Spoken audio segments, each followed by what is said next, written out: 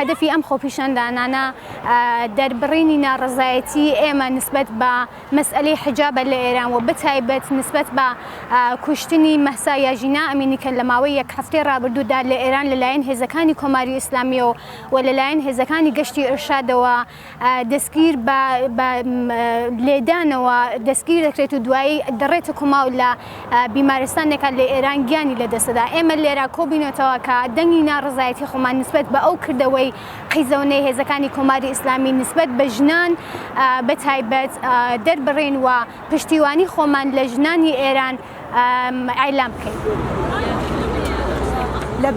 لەبەر UN کۆبووینەتەوە و گەرەکمانە لێرە دەنگی خۆمان بگەینین کە نەیەکی گەورە بڵین بە نەبە زن ستیزی نەبە ژن کوژی.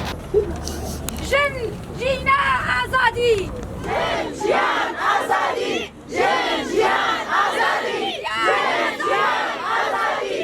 ژنێک بووە هێمای ئەم خۆنیشاندانە و ئەم ڕاپەڕینە ئەمە نیشان دەدا هیزری پێشکەوتووی مرۆڤ بەتایبەت ئافرەتان و گەنجان لە وڵاتەکەمان.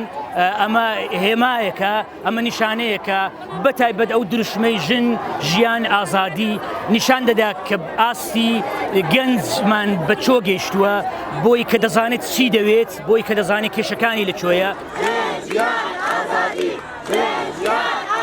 لە شاری هەولێر لە بەردەمی UN کۆبووینەتەوە پێرفۆرمەنسێکمان ئەجرا کردووە کە بتوانین ئەو ئازارانە دەرببڕین و دەنگی خۆمان بگەینین بە میدیاکان و هەروەها داوا لە خەڵکی باشوور بکەن کە پشتیوانی خەڵکەکەمان بکەن.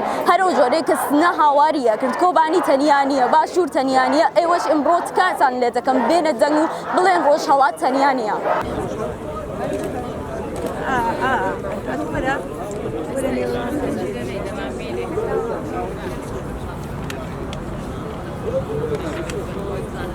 ئێمە کۆمەڵێک لە چالاکانی مەدەنی و سیاسی و چالاکانی مافەکانی ژنانین کە هەم چالاکانی ڕۆژهەڵات و چالاکانی باشوور هەرێمی کوردستان لێرە کۆبووینەسەوە بۆ ئەوەی کە ئەو قەتڵە بە ئەنقەستە و قەتڵە حکوومەتیە بەدەستی کۆماری ئیسلامی مەحکوم بکەین و هەروەها پاڵپشتی خۆمان لە خۆپیشاندانەکانی خەڵکی هەم کوردستانی ڕۆژهەڵات و هەم سەرتاسەری ئێران لێرە ڕابگەینی.